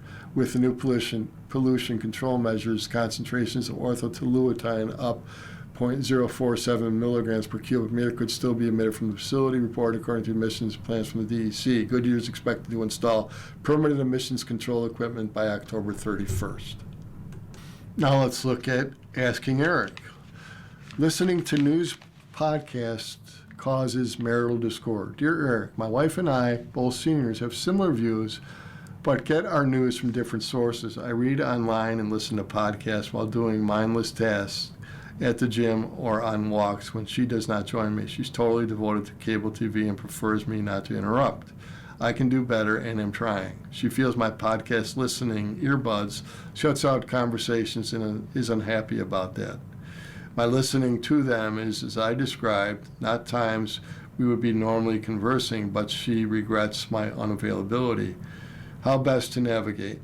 Dear News, it sounds to me the core desire from your wife is to have shared space for discussion, but I'm not sure the podcasts are the problem. If you're not listening to them in her presence and she doesn't like for you to interrupt her cable news broadcasts, then there's a third unspoken option that she may be hungering for. Try asking if she'd like to set time for both of you to discuss the news of what you've learned about, perhaps over a meal or walk or some other shared activity. Ask her what she means when she says that your podcast shut out conversation, and try to get at what kind of conversation she prefers both of you to have. Dear Eric, my husband has a sister who is widowed and lives out of state. She usually makes an annual visit and stays at our home for about 4 days. She's kind and genuinely interested in our children and grandchildren, despite the fact she never has had her own. We always have a family gathering when she visits. She has a long-time habit that basically drives me and my husband crazy. She continually has her fingers in her mouth and constantly, not being an exaggeration, she wears long acrylic nails, so some of the time she's clicking the nails on her teeth. When she offers to help in the kitchen, I tell her I want her to enjoy the vacation, relax, just to relax. Truthfully, we don't know what. We don't want her anywhere near food and others will be eating. We hate that everything she touches has her saliva left and behind it. We have not said anything to her about the bad habit. I cringe at thinking about another visit from her. Is there a polite way to address this, or just continue cringing? And when she leaves, sanitizing everything she's touched. Nails on a chalkboard. Dear Nails, try addressing the habit from the sanitation standpoint. That might be the easiest path to navigate. It's fine for her to say, we appreciate your help, but when you often have your hands in your mouth, we're concerned about the food safety. If you want to help with food or with dishes, you can wash your hands first and keep them away from your mouth so everyone is safe. Yes, it may be awkward, but it's unlikely she's unaware of her habit. By framing it that way, you keep the focus on a shared solution to a problem that hopefully everyone understands rather than just critiquing the behavior that's causing the cringes. You're listening to a reading of articles and features from the Buffalo News on the Niagara Frontier Radio Reading Service. Time is 30 minutes after the hour. Now let's take a look at sports analysis. USMNT quiet doubters as Mauricio Pochettino's process pays off. The Australians were miffed at some pundits, including a former U.S. national team players, mockingly gave them zero chance to stay on the field in their second Group D match against Americans on Friday in Seattle. Disregard the Aussies' 2-0 win over favored Turkey in the first match. How could they match up against a superior U.S. squad, which opened with a 4-1 thrashing of Paraguay? All the Aussies talked about being fired up and ready to shove all those derisive comments down the collective Americans' throats. They shouldn't have taken it personally because none of it, not too many miles ago, several ex-U.S. MNT players questioned if Mauricio Pochettino was the right choice to lead their team, and questioned the heart and desire of the group that would eventually wear red, white, and blue into the World Cup. Well, look at Pochettino and his band of brothers now. A workmanlike 2-0 victory over a physical but overmatched Australia before another raucous and adoring crowd, and millions more on TV who are hopping on the bandwagon. Pochettino gambled and won when he started Ricardo Pepi for the injured Christian Pulisic. Pepi plays further up the field than Pulisic and provided a two-striker look with Folarin Balogun. Working with their teammates, especially Weston McKennie, the lumberjack Aussie backline couldn't handle the attacking prowess of the U.S. As was the case against Paraguay, the first U.S. goal came via an own goal when Cameron Burgess knocked in a cross from Balogun intended for Pepe in the 11th minute. Score one for Pochettino, but it was more than his lineup choices that has America getting behind this team, which is Clint's advancement in the round of 32. It is on the cusp of clinching the Group D and an easier path to the quarterfinals. The players have been selfless in doing whatever it takes to win, and in the process handling the pressure being billed as the golden generation that will elevate the sport in this country. McKennie was sensational in linking the backs of the midfield, and Chris Richards provided calmness when the Aussies mounted push. And let's not forget the resilience of Alex Freeman, who moments before challenging goalkeeper Patrick Beach to nod the ball across the line in the 43rd minute of the all-important insurance goal. His score was crucial because it became a tense second half as they protected the lead. If there's anything to criticize about the shutout, especially in the World Cup, it's that the U.S. had too many defensive lapses, and there was a sense of unease from the hour mark to around the 80-minute mark, when many had to be thinking, man, if Australia had any quality of their attack, we'd be in trouble. They didn't match the U.S. on a clinic. They didn't, and the U.S. put on a clinic in stoppage time and how to finish off out a match. Yet it was a good test for the Americans. They haven't faced any adversity. They've yet to trail, and they're maturing before our eyes. Before it got feisty, the U.S. players had the right balance of pushback while knowing they were a step away from another day. Months ago, it seemed like Pochettino's many players' changes during roster evaluation made it seem impossible for them to assemble a cohesive World Cup team, but he was adamant in sticking with the process and repeatedly quoted a phrase from Kurt Russell's portrayal of 1980 U.S. Olympic hockey coach Herb Brooks in the movie Miracle. I'm not looking for the best players, I'm looking for the right players. Watching the likes of Tyler Adams, Sergio Dest, Malik Tillman, and others, Pochettino has the best of both worlds. It's only 2 matches, but the advancement to the knockout stage secured. Pulisic will be given much time as needed to recover from his calf injury and could be rested again if necessary in the final group match versus Turkey on Thursday. He'll be needed eventually because the Cerner tests are ahead, and with the home support and confidence building match by match, the exemptions for a special summer are growing. After the match in Seattle, the fans joined in singing John Denver's "Take Me Home, Country Roads." If the U.S. continues their march, could Journey's "Don't Stop Believin'" be next on the playlist? In golf, Clark builds 4-shot lead in U.S. Open.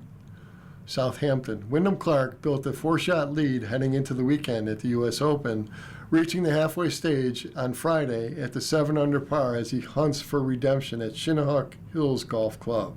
The 2023 U.S. Open champion made headlines a year ago when he wrecked a locker after missing the cut at the tournament in Oakmont. But he's been all poised this week at the notoriously tricky Southampton course, where he carded a 6-under par 64 in the first round and 1-under par 69 in the second. 2-time major winners Xander Schauffele and the 2022 champion Matt Fitzpatrick, American Sam Stevens, and South Korea's Tom Kim shared the second spot on the leaderboard with 3-under par. Yesterday I really drove it great, and then I was just really conservative into the greens. These greens are obviously the challenge of this golf course, said Clark. Today I kind of did the same thing, wasn't as sharp, but the consistency of hitting it kind of conservative targets really paid off. Clark canceled out a bogey on the par 4 ninth with birdies at the 12th and 13th on Friday, but ran into trouble late in the round when he landed in the bunker twice en route to another bogey on the 5 par 16th. The nice thing on this green is that everything is kind of funnels towards the hole as long as you kind of match the speed a little bit. I hit a good putt and it was tracking, Clark told reporters. Clark did not have history on his side this weekend as a no second round leader in the last 4 U.S. Opens at Shinnecock have gone on to win the tournament. Starting in the back nine, Schauffele 66 jumped up the leaderboard with a single bogey on a par 5, the only blemish in the otherwise superb day with 5 birdies. The Englishman Fitzpatrick's birdied twice in the final 3 holes to avoid a calamity and card an even par 70. Stevens 69 finished the day with 3 birdies and 2 bogeys, while Kim 69 produced some of his best golf with 4 birdies and a bogey. It's a golf course that can beat you up pretty quickly, said Fitzpatrick. You have to stay patient, but if you are chasing, you can't really afford to make many mistakes. Pre-tournament favorites Scotty Scheffler and Rory McIlroy, 68 and 71, were on the fringes of the contention, 7 shots off the lead in the crowded tie for 11th place at even par. If there's a course where you feel like you still have a chance if you're 7 back going into the weekend, I am like, this is definitely one, said laid-back Masters winner McIlroy. World number 1 Scheffler is attempting for the first time 70-something for the first time as well. Continuing along now in hockey, the dad effect. Victor Plant made the obligatory stop for dinner at Chef's. He ordered chicken parm. He walked through Canal Side neighborhood by the Marriott Hotel, Lecom Harbor Center, and KeyBank Center. This wasn't part of Plant's recent visit to Buffalo for the NHL Scouting Combine. A few years ago, he and his father Derek ventured to Western New York, and they toured the area where his father lived from 1993 to 1999, where he was a center with the Buffalo Sabres. A lot has changed since the Sabres traded Plant to the Dallas Stars in March of '99, less than 3 months before the Stars topped the Sabres for the Stanley Cup. But the chatter between Victor Plant and his father on that trip wasn't about championship rings. It was about the father's memories of 5+ seasons he played for the Sabres.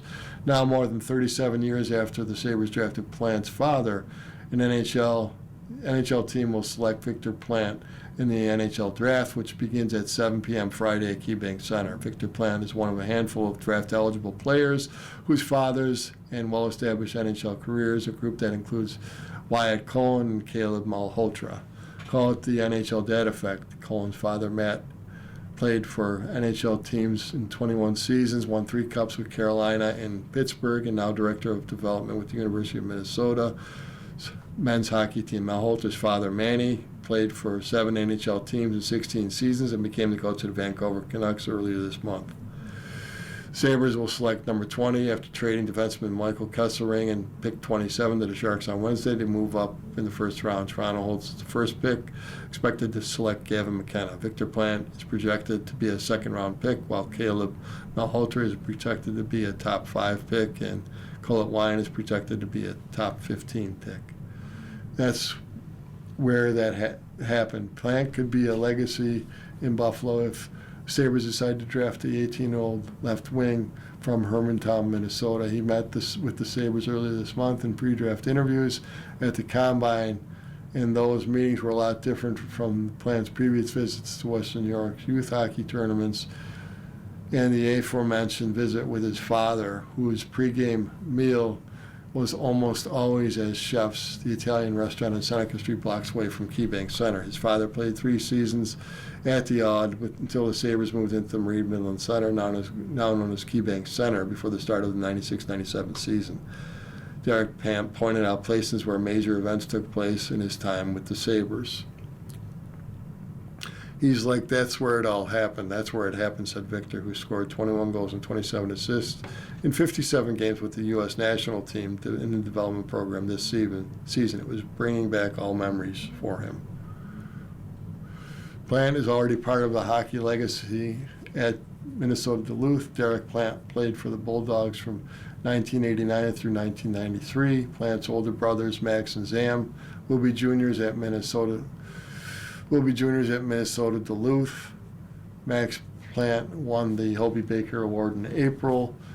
As college hockey's top player in the USA Hockey, named Max as Jim Johansson's College Player of the Year. His mother, Christy, played softball and basketball for Minnesota Duluth. NHL bloodline continues for the Plants. Victor will be the 4th player in his immediate family to be drafted by an NHL team. The Sabres selected his father at 181 in the 8th round of the 1989 draft.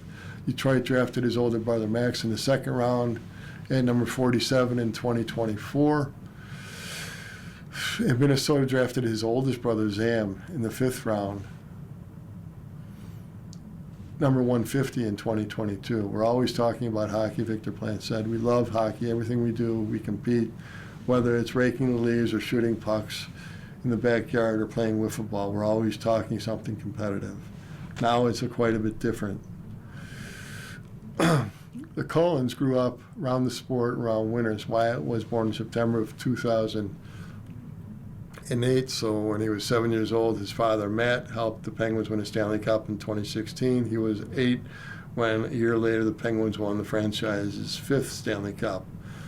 I got to live in a lot of places, a lot of cool places. Got to watch him play in the NHL, which obviously is the biggest dream of mine, Cohen said. Matt Cohen played for 8 NHL teams from 1997 to 2019. Wyatt, one of 3 boys in his family, said his father has been instrumental in not just in teaching him how to be a hockey player, but how to prepare in a draft year for the pressure that comes with being an NHL first-round draft pick. He taught me so much, especially hockey-wise, said Cohen, a left wing who scored 16 goals and 29 assists in 40 games this season for the U.S. NTDT program, under 18 team. There's going to be ups and downs in the draft year. He's been through it. He's given me so many tips. Wyatt, 17, learned by osmosis as he grew up in an NHL family, but he is doing it in a far different era than when his father began his career.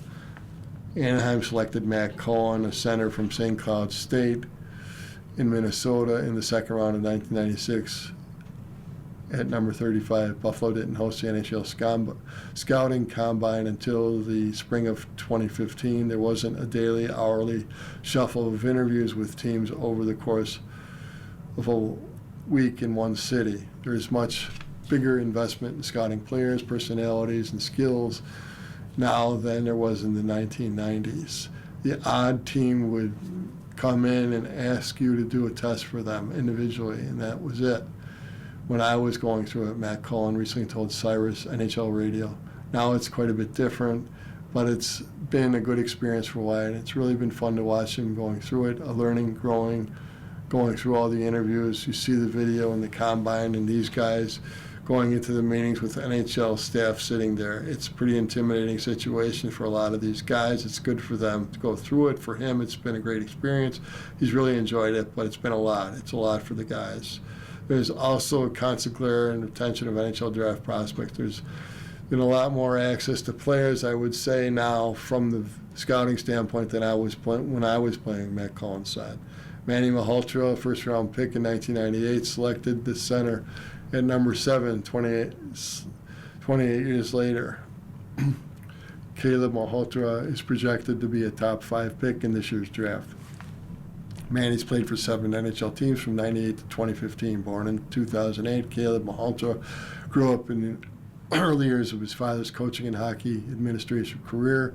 Entered home base in Toronto. He recalled how his father spent so much time around the rinks, even taking Caleb and his siblings during the mornings before school to work their skills. Not many people get to say that, said Caleb, a center who scored 29 goals and 55 assists in 67 games with Brampton of the Ontario Hockey League. He's recounted his dad's read the terms of his new job to their family in the days before the Canucks announced him as their head coach earlier this month. I don't think our dynamic has changed at all, Caleb said. I've always just been a proud son, having him being a professional coach now and a head coach in the National League. Caleb, though, thought back to growing up in a family filled with athletes. His mother, Joanne, played for the Canadian national women's soccer team. His uncle, Steve Nash, an 8-time NBA All-Star point guard, inducted into the Naismith Memorial Basketball Hall of Fame in 2018. I've learned so much from her. He said of his mother, she's been all around. She's been around all the time. My dad's on road trips. I'm constantly able to talk to her. I've gotten as much, if not more, advice from her talking to me on how much it takes. Just seeing my dad and uncle go through the hardships and challenges. She told me so much about how they dealt with it, and I've learned about her journey. Hockey advice Caleb Malhotra's father gave him. The real work is going to start now. There's going to be a lot more difficult questions. Be very, very composed, and do not blurt out an answer. Be very mindful. You're listening to a reading of articles and features from the Buffalo News on the Niagara Frontier Radio Reading Service. Time is 47 minutes after the hour. Now let's look at some of the letters from the Bills mailbag. Identifying teams' 5 best and worst draft picks. Jim Mahar asked, the Buffalo Bills draft history has been a mixed bag. They've hit some home runs, they've also had some horrible picks. That said, in their history, who are the 5 best draft picks and who are the 5 worst? Jay, I love these questions. Let's do the good news first, meaning we'll start with the 5 best picks. Number 1, Josh Allen, on track to be the greatest player in franchise history, but needs a Super Bowl to say that for sure. Number 2, Andre Reed. Reed, some people will say, is too high on my list, but my reasoning is simple. Getting him in the 4th round out of Kutztown University in 1985 is an absolute steal. Number 3, Thurman Thomas. Similarly, Thomas, the Bills got the Hall of Fame running back in the 2nd round of the 1988 draft. He became arguably the best running back in franchise history. Number 4, O.J. Simpson. If Thomas isn't their best ever running back, then it's Simpson, who was number 1 overall pick in 1969. Number 5, Bruce Smith, a number 1 overall pick. Smith was chosen in 1985 along with Reed. Not a bad draft haul, and became one of the most dominant defensive players in NFL history. I'm sure I'll get emails asking how I could leave Jim Kelly off my list, but he chose not to play for the Bills after being drafted by them. That's why he doesn't crack my top 5. After that, let's look at the worst 5. Get ready to hold back your lunch. Number 1, Tom Cousineau. It doesn't get much worse than being drafted number 1 overall. Cousineau was in '79, but not playing a single down for the team. That's what happened with Cousineau, who went on to the CFL before the Bills eventually traded his rights to Cleveland, where he didn't do much for the Browns. Number 2, Aaron Maben, 1st round pick in 2009. Maben lasted just 2 years with the Bills and did a whole bunch of nothing. 3, Perry Tuttle, drafted in 1982. He played 2 seasons in Buffalo, was out of the NFL entirely in 1985. Number 4, Walt Patulski, another former number 1 overall pick. Patulski played 4 mediocre seasons with the Bills. Number 5, Mike Williams, a number 4 overall pick. Williams never played close to that level during his time with the team. Kiko D asks, is it undeniable that Sean McDermott brought a level of character, professional success to the Bills during his tenure? Also, I was personally disappointed in the way he was fired. No need to elaborate it on the infamous Terry Pegula-Brandon Bean press conference. Jay, that goes back to Pegula's press conference. The owner simply said, I feel like we hit the proverbial playoff wall at the start of the news conference. Everything would have been fine. That would be a totally justifiable position for Pegula's take. The team dropped the ball in not setting out a thank you message to McDermott sooner than what it did on social media. That was a bad look. Was his firing justified? Well, the answer to that won't become known until we see how the team responds to it. If Joe Brady leads the Bills to the Super Bowl in his first season as head coach, then Pegula and Bean will look like they made the right call. If the team fails to advance beyond the divisional round of the playoffs, which has become McDermott's ceiling in many seasons, then the move to Brady will look like a big mistake. There is a good deal of pressure on Brady immediately, of which he's aware. There is no denying that the Bills' defense failed to come through in the biggest moments, meaning their playoff losses. It's fair to pin at least some of that on McDermott. It's his game after all. It's premature for me or anyone else to declare that the decision to fire him was right or wrong. We'll have to see what transpires this season before making the call. Now let's look at the scoreboard in the WNBA.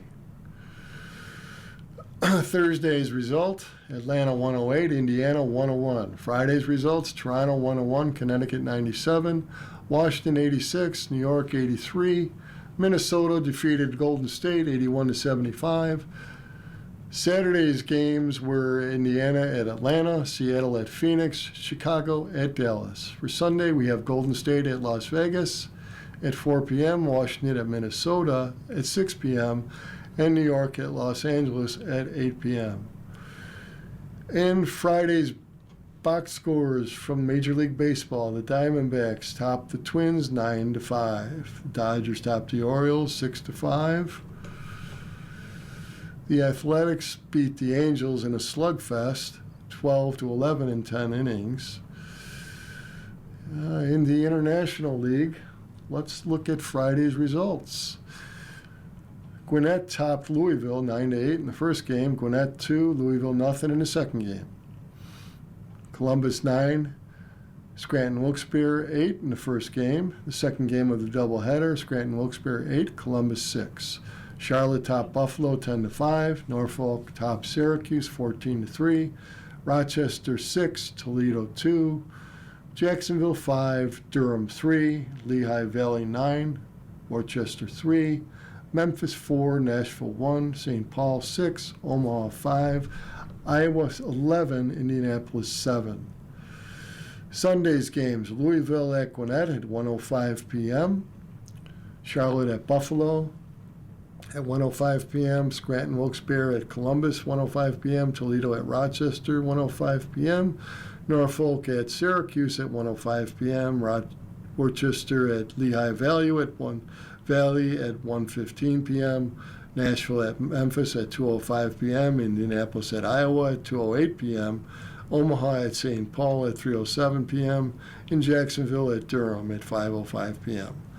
The College World Series double elimination game. Game 1, West Virginia 7, Troy 5.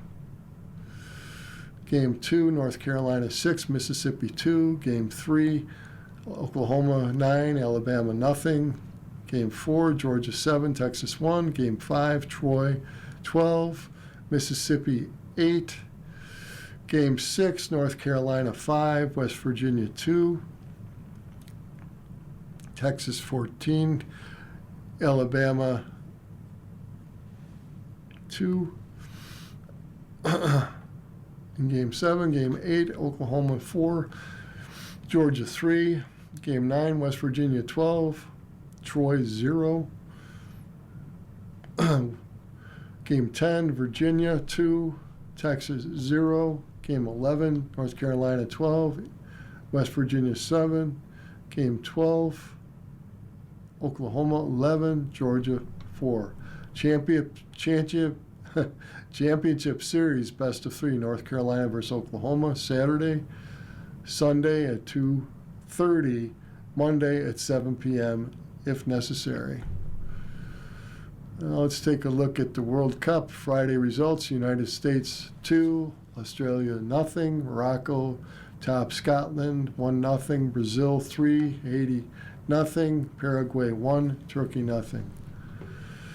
Saturday's games included the Netherlands versus Sweden, Germany versus the Ivory Coast, Ecuador versus Curacao, Tunisia versus Japan.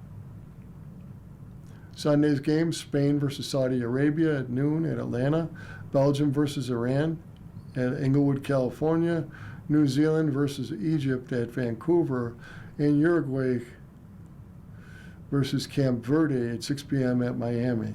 Monday's games, Argentina versus Australia at 1 p.m. at Arlington, Texas, France versus Iraq at 5 p.m. at Philadelphia, Norway versus Senegal at 8 p.m. at East Rutherford, New Jersey, Jordan versus Algeria at 11 p.m. in Santa Clara, California. Tuesday's games, Portugal versus Uzbekistan at 1 p.m., England versus Ghana at 4 p.m. at Foxborough, Mass., Panama versus Croatia at 7 p.m. at Toronto, Colombia versus the DR Congo at 10 p.m. at Guadalajara. U.S. Open, Wyndham Clark, the second round is leading, shot a 7 under. Matt Fitzpatrick and Kim are 3, and Xander Schauffele, Sam Stevens are all 3 under. Colin Morikawa is 2 under, and Sam Burns, Harry Higgs, and Satish Talaga, along with Justin Thomas, are all 1 under. You've been listening to a reading of articles and features from the Buffalo News for Sunday, June 21st. We read from the Buffalo News live on weekday and Sunday mornings at 9 a.m. and rebroadcast it at 4 p.m. For more information, call 716-821-5555. Your reader today has been Ron Bickelman. Thank you for listening.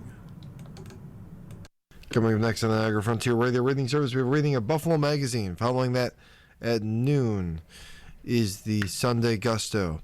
And at 1 o'clock is the Sunday front section of the New York Times. Stay with us for these readings and more.